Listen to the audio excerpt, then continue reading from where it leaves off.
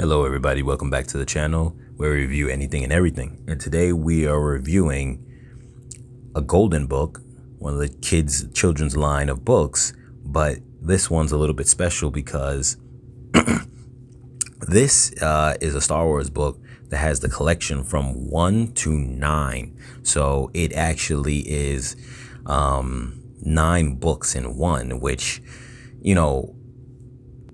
comparing with my previous reviews of golden books that I have just reviewed on the channel, this really is a task and a feat to be able to throw 9 books, 9 movies into this condensed form, and while still trying to convey all that material. Now, a little disclaimer: I'm not a big fan of episodes 7, 8, 9, but so I'm not going to really go hard into comparing how much detail they put in from that. I've seen the movies, but how well that translates into this, because I'm not a big fan of that. So I apologize for that in advance, but I very much enjoyed episode 1 to episode 6, and I'm going to really detail on how that's conveyed into the pages as best as I can, because to be honest with you, I only got to page 30 because my kids, their attention span, sometimes when you're reading a story like this, which is so big compared to like a normal golden book, sometimes they get distracted with toys and all this other kind of stuff. And and me, I want to finish it page by page and have them be attentive to it. Why? Because I'm a Star Wars fan. So but with that being said, let's take a look at the back of the book. And sometimes the back of the book will show a preview of other books. If I'm not mistaken, I think that this is showing a breakdown of all the books that are in this book. Episode 1, Episode 2, Attack of the Clones, Episode 3, Phantom Menace. No, I'm sorry, Revenge of the Sith. I'm sorry, it's Phantom Menace. Matter of fact, it says it right on there in small print, and I can't even see it that well.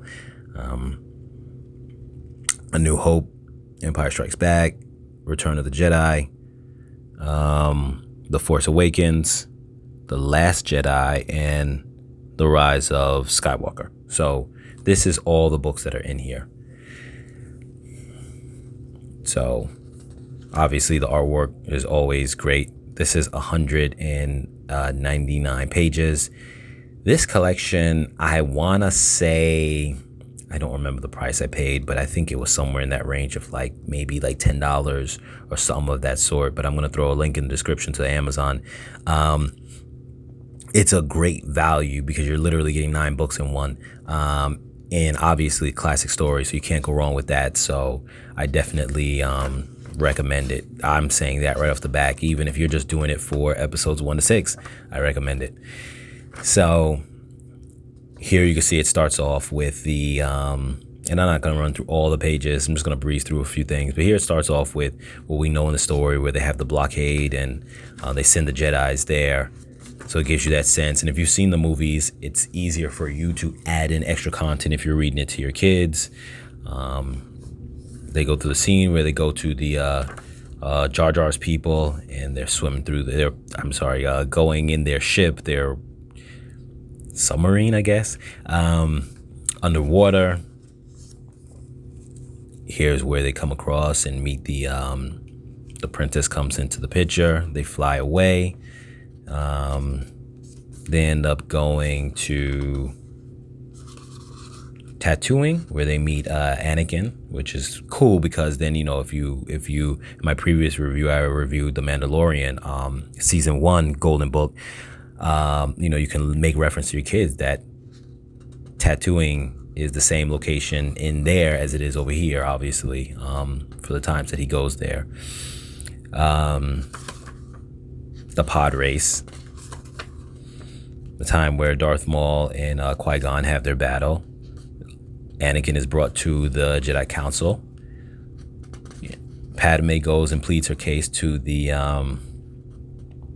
Gungans, Jar Jar's people.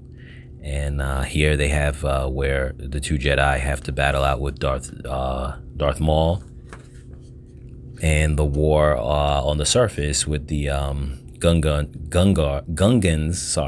and the droids take place. Anakin ends up taking a ship by accident and flying into space, and then ends up destroying one of the blockade ships. The battle commences, the final battle between the Jedi and Darth Maul. And, obviously they're going to depict on what happens here. About right here.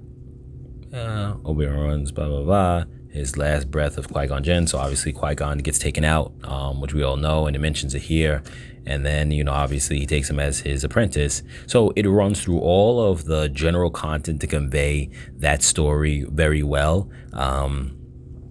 It really gives you everything that you need, all the meat and potatoes, and that's kind of what I love about this book series for the kids. It conveys everything you need, and if your kids, especially when they get a little older, my kid's only 4, but during the time of this video, but when your kids get maybe like 5 or 6 and they read this, they definitely would then be able to interpret this directly to the movie. If they saw like episode 1, after reading this like a couple times, they would know everything they need to know, because this covers all the meat and potatoes of it, all the core of the book. So they would be able to say, okay, that's that scene, that's when this happens, that's when that happens. So I think it does a very good job in doing that.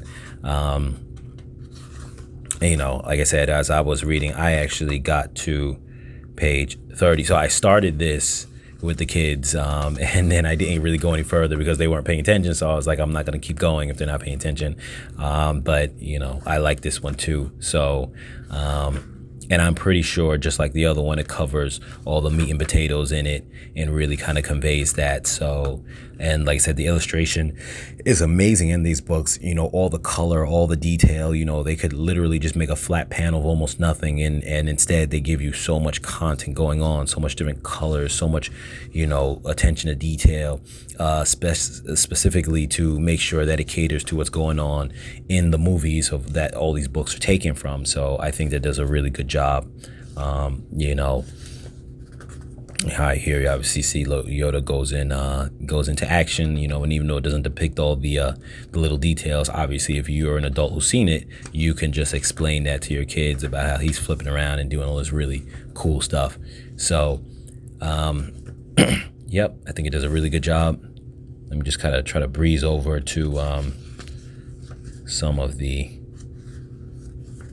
later episodes. That was the end of that one, The New Hope, just to kind of see how it interprets the whole 70s and 80s movies.